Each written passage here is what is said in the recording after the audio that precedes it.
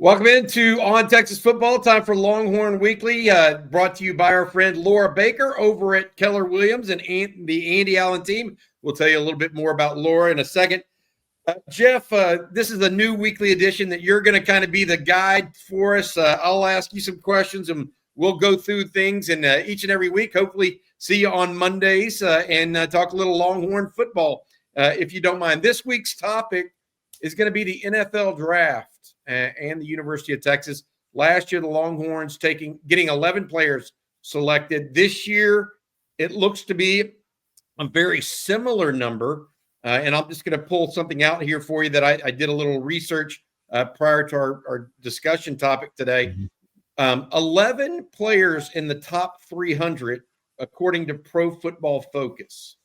11 Longhorns. Some notable omissions, actually, in that grouping. But there is some consensus building around one thing, and that seems to be in the first round. It looks like there are 3 Longhorns, according to Pro Football Focus or Daniel Jeremiah, whoever you listen to at this time of year, and that is Kelvin Banks, Matthew Golden, and Jahdae Barron seem to be the cream of the crop for Texas in the NFL Draft. Yeah, Banks doesn't shock me, Bobby, and it shouldn't shock anybody. I mean, he had – looking at the PFF numbers, they had him down for almost 1,600 pass blocking snaps, and he allowed 34 pressures in his career, only 4 sacks. So, I mean, I still think people are going to overthink it, thinking, okay, he's going to be 6'3" and change, and maybe you kick him inside the guard. But I think the arm length and all that stuff will check out at the combine, and I think whoever drafts him is going to draft the guy, whether it's outside or inside, is going to play a really long time and at a really high level in the NFL. The big question has been who's going to be that second guy taken, and when is that second guy going to be taken?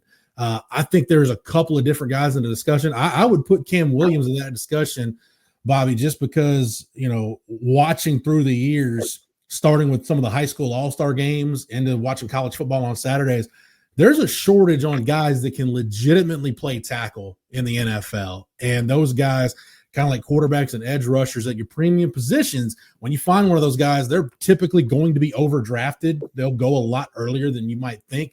I think Cam Williams could be one of those guys, depending on what he does at the combine. I think the combine for he and Isaiah Bond, that's going to be the big event for those two guys. Of all the Longhorn draftees, those guys can either rise up, get themselves in the first round discussion, or fall. So I think if you're looking at maybe the safest pick of all these guys, I think it's Jahdae Barron, and that's not a bad thing. To me, Bobby, he strikes me as a guy, like I look at really smart organizations that typically make really good picks. The Packers, the Steelers, the Ravens, even a team lately like the Detroit Lions with Dan Campbell. They seem to make really good, smart picks. They just like good, smart ball players. Jahdae Barron strikes me as one of those guys. So I think somebody will draft him probably in the late teens, early 20s and get a really good player.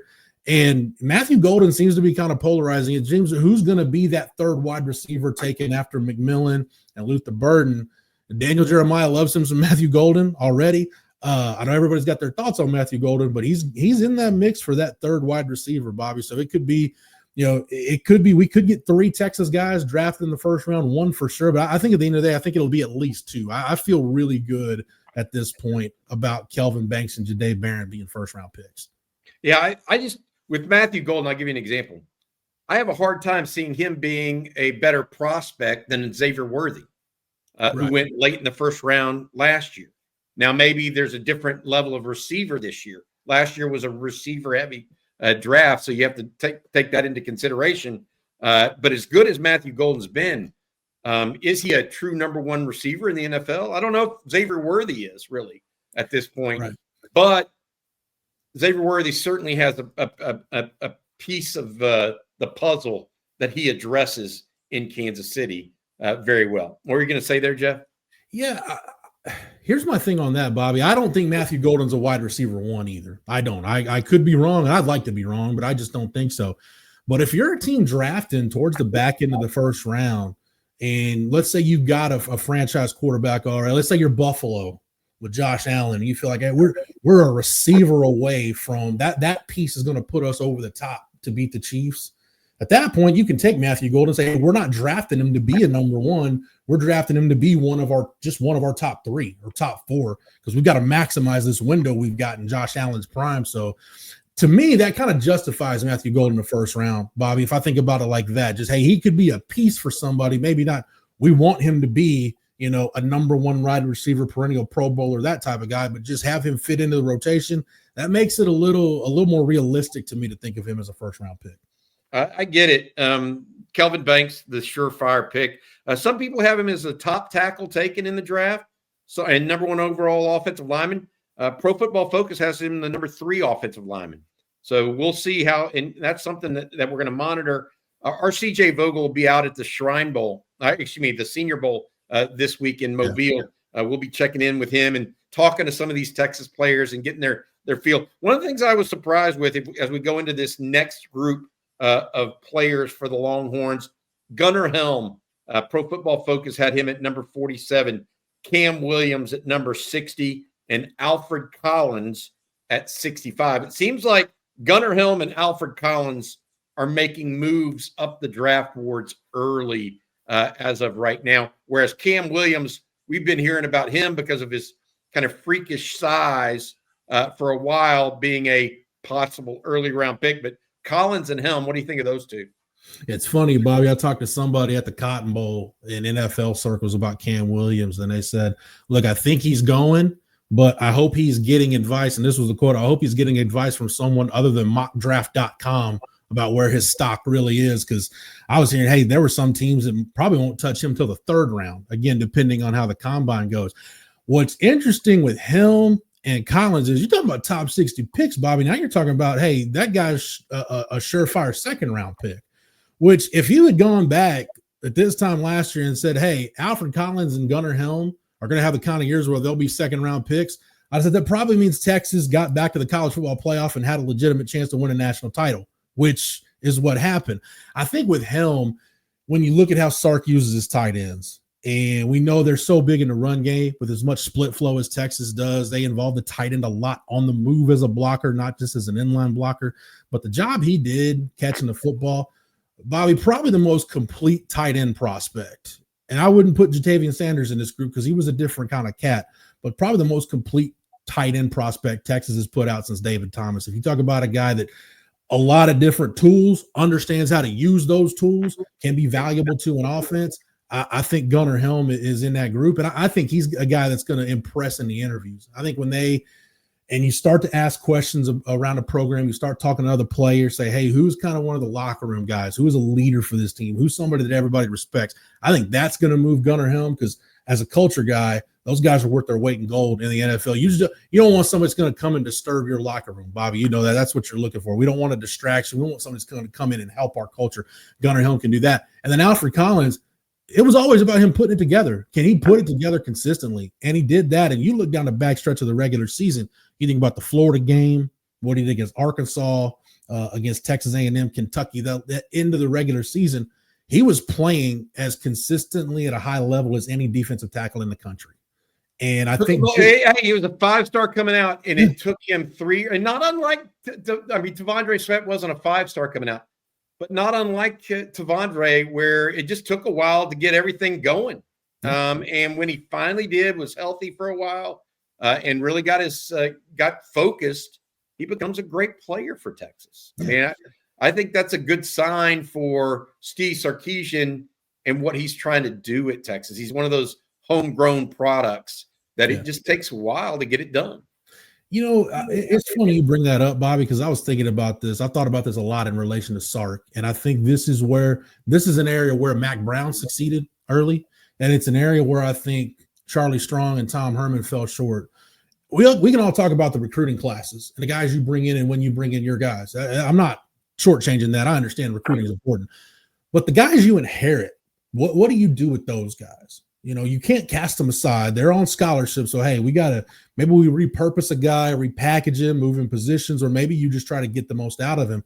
How many guys that this Sark staff inherited left Texas much better football players than when they came in? When's the last time we've been able to say that a large number of guys left playing the best football of their careers? I mean, you think Sweat, Collins, Moro Ajomo, who, by the way, is also headed to the Super Bowl with the Eagles, Keandre Coburn. But basically, if you played interior D-line for Texas, you probably left playing the best football of your career. But Jalen Ford did the same thing. Jahdae Barron, David Benda did, even though he was in a limited role. So a lot of guys, especially those guys on defense, left playing really good football. That's a really big part of development. That's how I view a developmental staff, Bobby. If you could take guys that these guys probably didn't fit in your plan, maybe if you had to go back and recruit them again, maybe you wouldn't recruit them, but you can still take them, figure out how to use them, and they can win football games for you. That, to me, is the sign of a really good developmental staff. I'm looking at this, and just to switch gears a little bit, because Pro Football Focus did a really nice job, I thought, of listing strengths and weaknesses of each player. Banks, the strengths they gave him, attacking the second level, and also said extraordinary balance for a guy that's 320 pounds. They dinged him a little bit on size. That makes sense. Jahdae Barron, I thought this was a really good line that they used. Good eyes and anticipation no matter where he's lined up. I mean, that's just right on. Also gave him bonus points for his versatility. They did say he was a little uncomfortable when his back is to the ball. I think that may be because when he's watching, he's so much better overall. Other news, Gunnar Helm, he mentioned a natural pass catcher, but the one thing that he fell short on, they said they wanted to see more pop as a blocker. Cam Williams said strong grip, has a finisher's mentality, but must clean up penalties. We all agree with that one. That was very apropos. Alfred Collins, push-pull strength on interior pass rush. So in other words, if you're looking for guys to actually get into an offensive lineman's chest and then pull them away, that's a good one. I dinged him a little bit, though, on pad level in the run game, I think. So those all make sense. These are really appropriate kind of conversations to be having. Yeah. Here's my take. You talk about those first 6 guys off the board for the Longhorns. I'm not so sure that the 8th guy isn't going to be the most value-given choice of the group. That's Andrew Makuba at 95 on this list. Isaiah Bond's at 84. So there's basically 8 guys in the top 100 from Pro Football Focus. We'll go with the others. But Andrew Makuba at 95, that you talk about a guy for me where you just pick good football players and let them kind of figure it out where they fit on your team. Somebody gets Andrew Makuba in the 3rd round, mid-3rd round, I think they're getting a 5 to 7 year starter for their team. A lot of value attached there. What do you think of those two, Bond and Makuba? I'll get the Bond in a second because I think he's fascinating to me. But Makuba, it's funny, Bobby. The safety position has been devalued by the league in the way they draft it and the way they address it in free agency. Yet when you've got a good one, they can be the centerpiece of your defense. I mean, I think about, hey, you go back to that Legion of Boom secondary that Pete Carroll and Dan Quinn and Gus Bradley, those guys built in Seattle. They only had 1 first-round pick on the back end in that group. Your first-round pick was Earl Thomas, who, in my opinion, if you look at the peak of his career, Earl Thomas is a Hall of Fame safety. So when you got a good one, you can draft him in the first round. I agree with you. I think you're spot on Makuba. I think whoever drafts him is going to get a guy that's going to come in and play right away. I think that was the big thing for him at Texas, maybe just a change of scenery and just being healthy.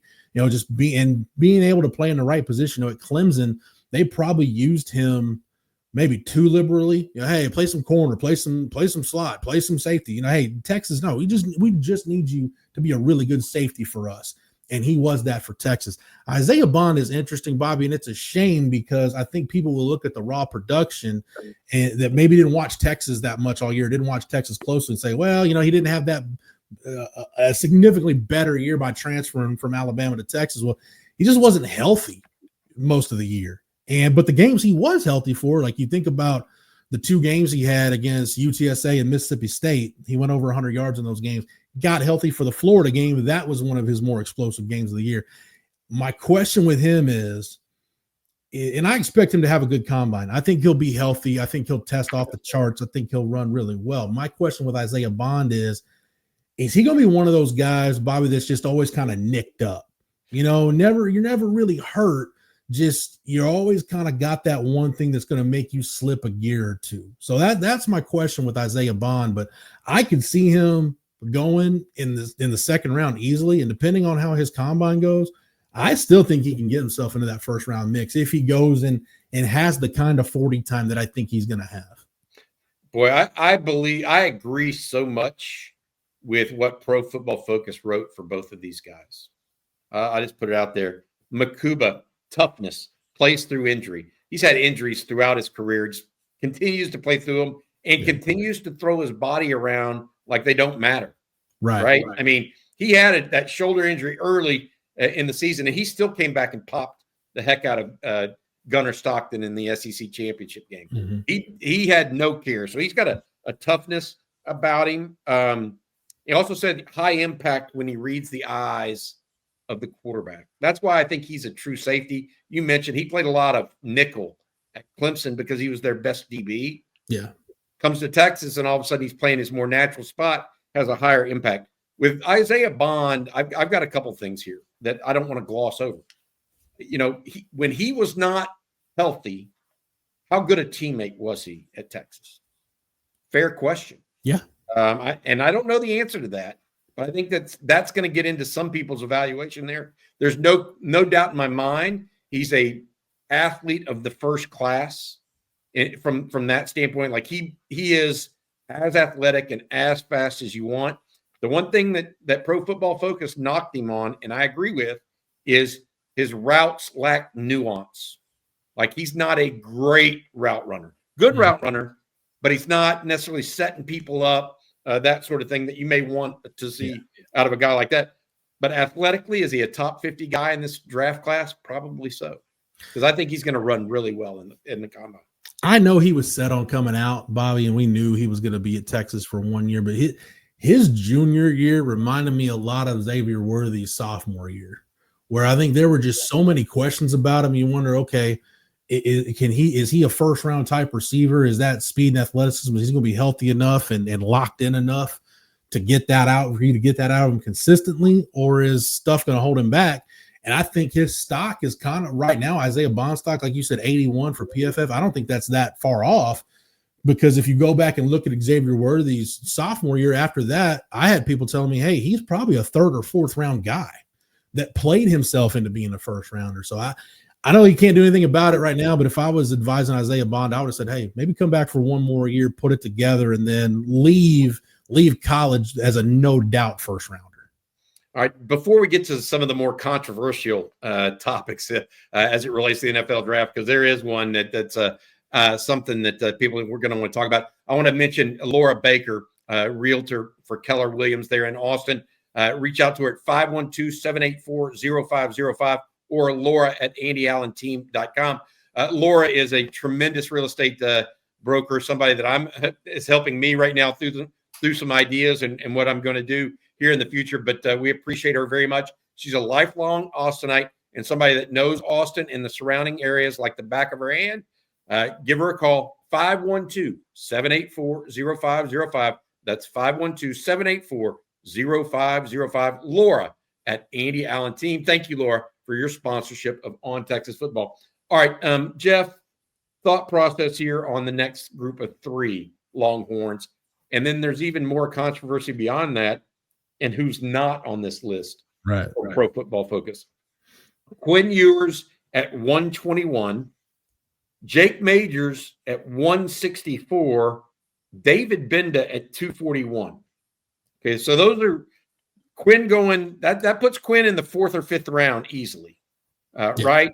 Mm-hmm. Then you look at the guys that aren't on the list. Vernon Broughton, Jaden Blue, who comes out early, Hayden Connor, Barron Sorrell. Let's take the 3 that are on the list first. Are you surprised at all with where Pro Football Focus has Quinn at 121? I'm not surprised where they have him. I don't think he's on the board by the time the 4th round starts. Just because quarterback is one of those positions, all it takes is one team desperate to find a franchise quarterback to fall in love with you.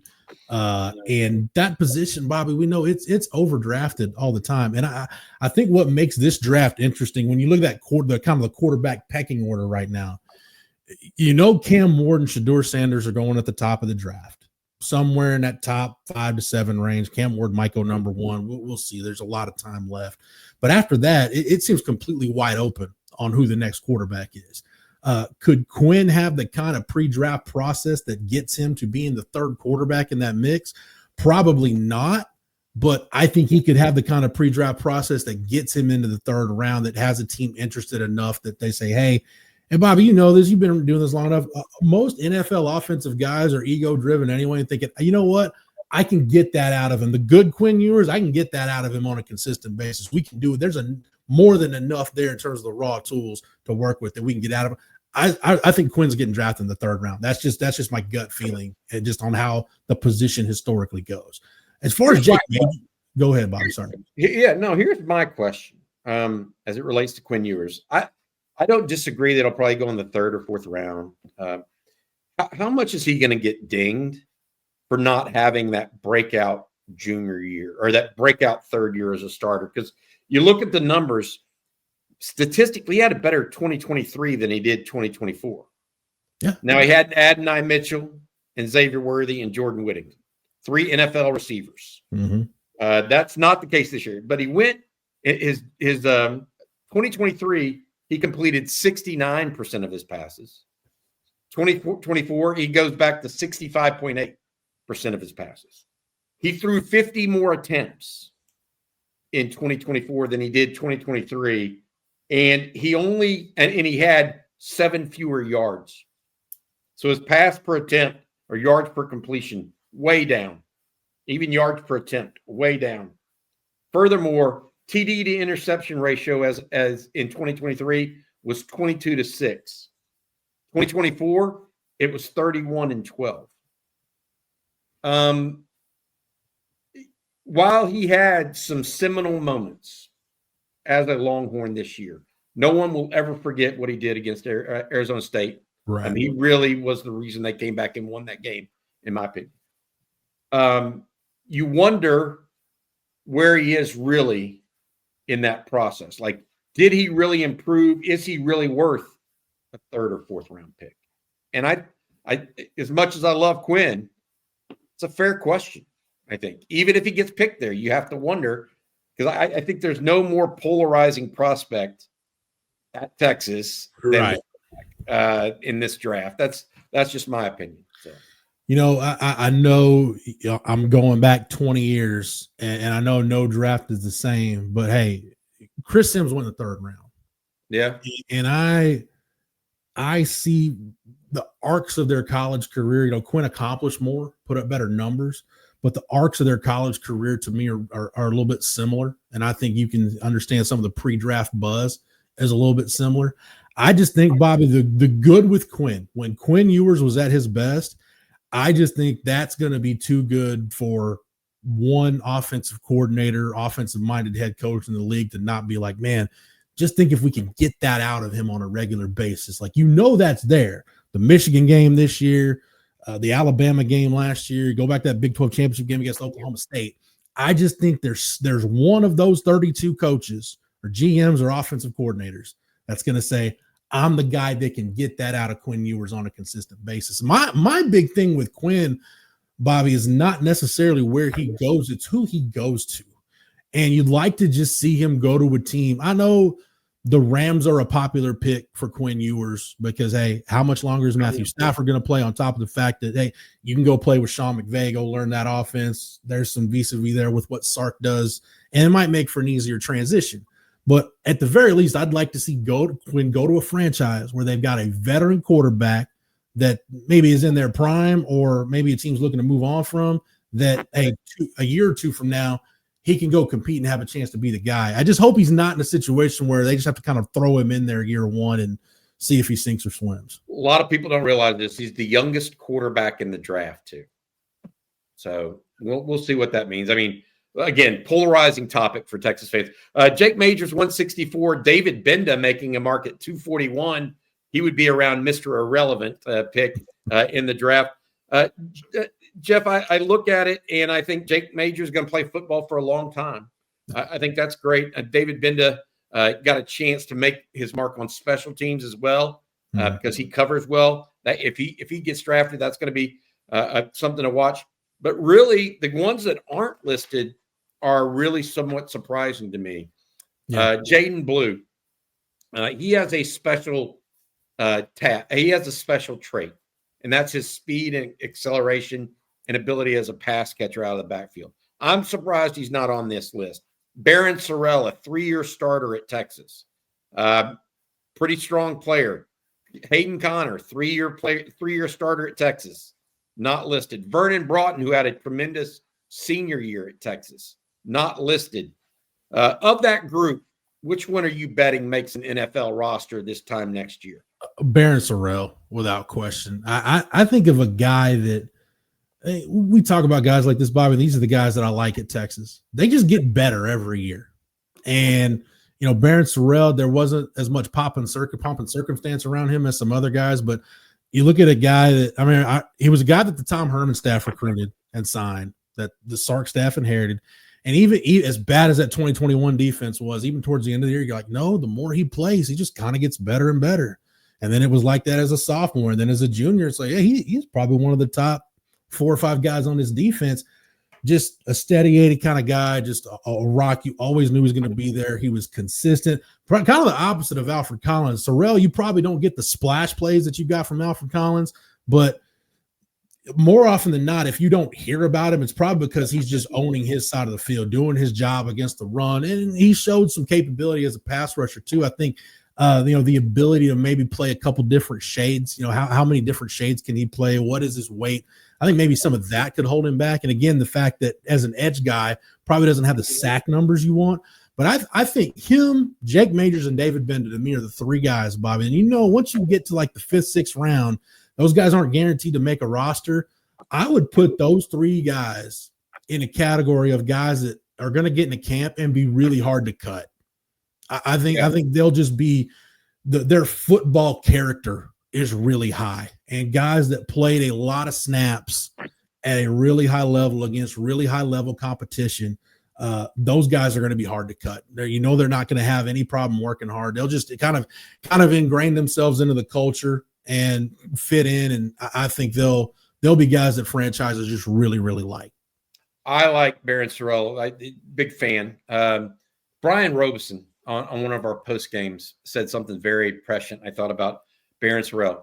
He's like, look, 2 years ago, I was a critic of Barron Sorrell because against Alabama, he took a total wrong turn and let somebody inside of him. He's like, but all I see ever from him is consistent improvement. Yeah. And that speaks to that football character. And I've said this about Barron Sorrell. Every time I see him, his body looks a little bit better than it did the time before. I mean, just throughout his entire career. So I'm not so sure that his best football isn't still ahead of him. I say that, and started 3 years at Texas, but he always keeps getting better. I mean, you don't bet against guys like that. You don't, to your point. But the one that I would bet is going to make a team somewhere, somehow, is Jaden Blue. You score touchdowns in any league, you have value. Jaden Blue, I think 14 touchdowns this year. Is that right? Yeah. He was Sark's replacement of sorts for Xavier Worthy, in my opinion.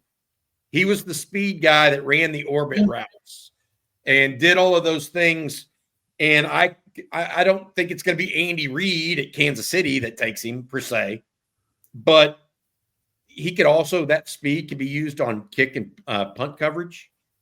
You know what I mean? That where you're going to use a backup running back in those roles. Mm-hmm. So if he can make it as a special teamer, I think he's going to play football for a long time because he's going to have value coming out of the backfield, especially in the flats where you're trying to beat somebody for a 4-yard gain for a first down, really. Yeah.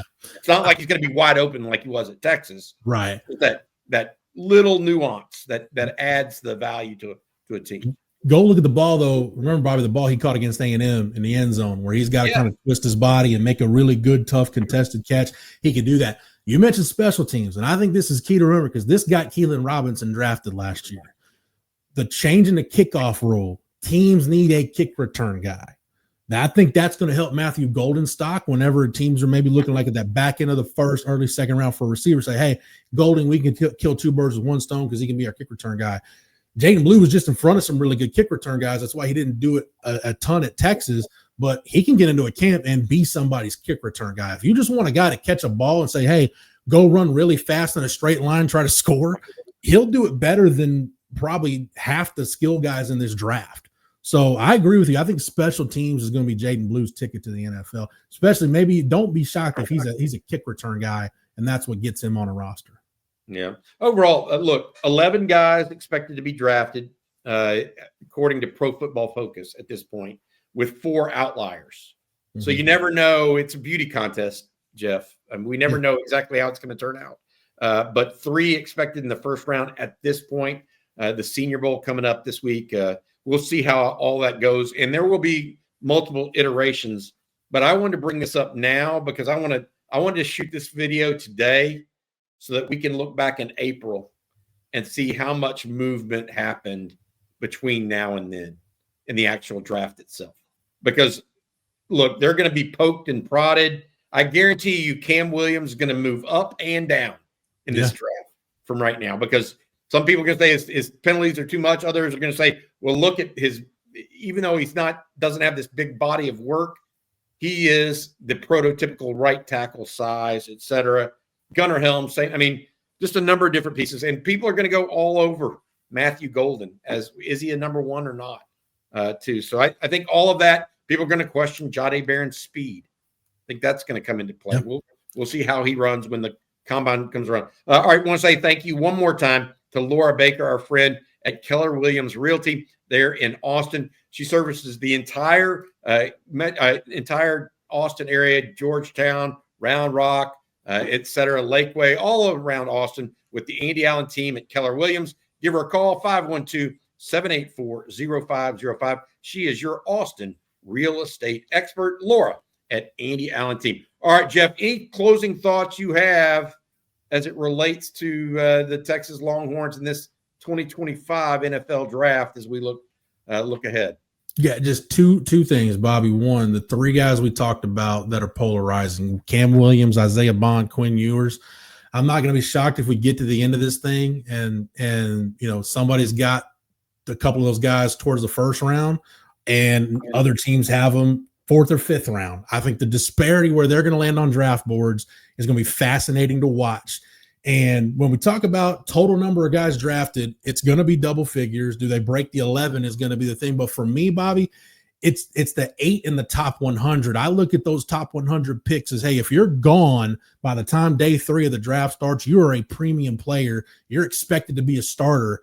If Texas is producing close to 10 of those guys in this draft, that lets you know they're putting out quality football players. And when we're starting to talk about left tackles, we're starting to talk about pass rushers, corners. Now we're starting to talk about guys at premium positions being in that top 100. That's something to really keep an eye on as Sark continues to build this thing. I will say that 8 players in the top 100 is huge. To your point, that means it's not just guys in the NFL. You're starting to put in starters. Yep. That's big change. All right, that'll do it. Thanks, Jeff. We appreciate you. Again, we're going to do a Longhorn Weekly each and every week on Mondays here in the off season. Hope you guys enjoy it. Jeff, thank you for coming in. Also, make sure you guys check out Jeff on our website at ontexasfootball.com. Right now, we're running a promo through Tuesday night for Jeff and his addition to our On Texas Football team. All you have to do is use promo code HOWE, HOWE, and you get a $20 off subscription, $39.95 annually. That's less than $5 a month for a subscription to On Texas Football. Hope you guys join us over there. All right, for Jeff Howe, I'm Bobby Burton. This has been On Texas Football. Hook up.